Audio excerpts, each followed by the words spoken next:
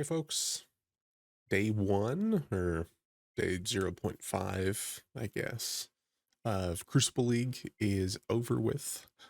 It was reasonably successful. I wanted to quickly talk through where we're at with the Toxic Rain Ballista Pathfinder character, what current plans are, how things are going, and all of that.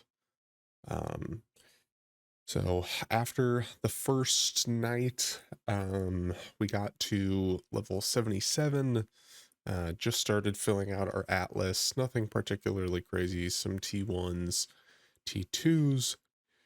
The main focus of what I got up to last night was mostly the idea of getting this setup here done. So this T4 and T5 orchard and courtyard, sort of bouncing map progression idea set up here. So for those that don't know, given that I am a bow build and a toxic rain build in general, we want a high attack speed bow.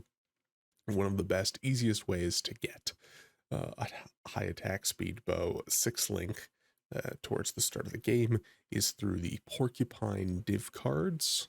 Those give a 6 link short bow that is eye level 50. The porcupine div cards drop from both orchard and from courtyard. And so the general idea is that, at least for now, if orchard and courtyard are the only tier 4 and tier 5 maps that I complete, every time I am running a different map, at least tier 2 tiers below, so 2 or 3, or then of course, any tiers above, 6 and above. If I'm going to drop a tier 4 or 5 map, it is only going to be orchard or courtyard. That way I can try and have a much larger sustained pool of those maps to be able to run and hopefully farm out the porcupine div card to get my 6 link short bow. Um, right now, going reasonably well. Moving through the axe was quite smooth, definitely a breeze. I was super over leveled through the axe, both just doing general content and then also trying out Crucible. Right now, Crucible, I would say, is kind of whelming, I guess. Nothing particularly exciting with it, but it's not that bad either. As we can see, the current weapon I'm using it has some attack speed on it. The Crucible passive tree is pretty okay. The main idea here that I was able to get some damage over time and farsight. Intelligence is always cool as well too. This is by far the most useful tree I have found thus far for Crucible passives. But as you can see here, I've, been gathering bows and attempting to find stuff that's more exciting, but no, to no real avail yet. From the rest of the gear perspective, nothing else particularly crazy. Some odds and ends things. Did get a 5 link. Got this specifically from Heist. Usually my league plan in these more restricted leagues. If you didn't watch the previous video, I'm doing a bro SF league with one of my other friends. Usually my plan is once we get to maps, I'll take a bit of time, go unlock all of my rogues in Heist, do a smattering of those contracts there. And luckily enough, I was able to get this Desert Brigandine and roll it with something okay. I think that's pretty much the overarching theme of most of my gear. A lot of it is just okay. Both of my rings, pretty much just life rolls, and then crafted res, life, some res. Boots, mostly just res. Boots are pretty suspect right now. Those will likely be the next big targeted upgrade. Life res, life res. Quiver is definitely the worst piece of gear that I own currently, outside of my bow, of course. And then gauntlets are probably the best current state. Obviously, I have no spell suppression yet. I'll be slowly working towards doing that here over the next day or two. So build is feeling good. Right now for auras, we are running haste and we are running petrified blood. As you can see here, we do have the life flask eternal modifier, whatever the hell you want to call it, going on. General playstyle is fine. It's a bit interesting to get used to. We can go through a map here for you all to see. Game's feeling good. It is generally quite smooth, but it's just some getting used to with petrified blood. I personally am not smart enough to remember all the time when my life flask isn't up, and so I have chosen to use one of the, oh nice, a blueprint.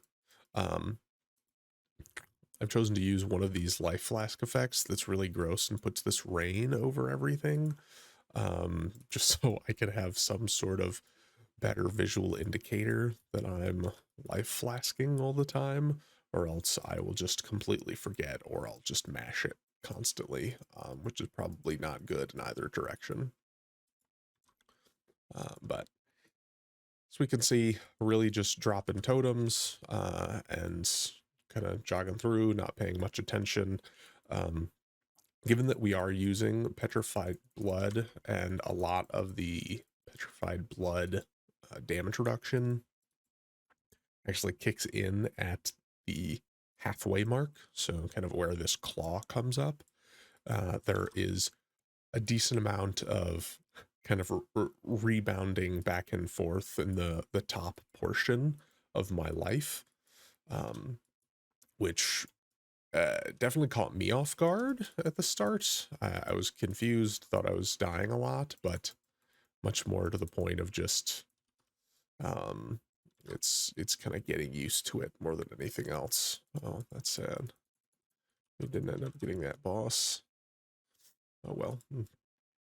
Single targets feeling pretty good. Essences obviously aren't super juiced yet, but you know, as we saw when we were fighting that delirium boss, it was going reasonably well. And those essences were falling over pretty cleanly too. From a support perspective, outside of the Toxic Rain Ballista, we are using an ensnaring arrow on a Mirage Archer. That's for slow and taking some extra damage. You really just need to attack once, and then your Mirage Archer will stay up for quite a while. All of our increased skill effect duration also helps with that, so you don't have to attack very often. We have a self-cast Despair, mostly for just debuffing tanky enemies. And then really the only sort of new inclusion compared to the general build overview and plan that I was working through in the last video is that we do have a mana forged arrows and frenzy setup. As we can see here, I have been sitting at 3 frenzy charges, and that is entirely just from that auto attacking of frenzy throughout the map.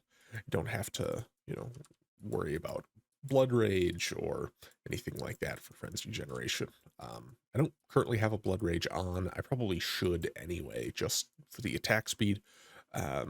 I am just lazy, I guess, to be completely honest, because I haven't done that. But we're up to 5 totems. It's going pretty comfortably. We'll see. Obviously, this is only a T3 map, but, you know, folks died here pretty quickly. Now that I think about it, I have absolutely no idea where the Crucible actually was in this map. I must have blocked it out in its entirety. Well, regardless, we can settle for some hopefully not terrible metamorph content.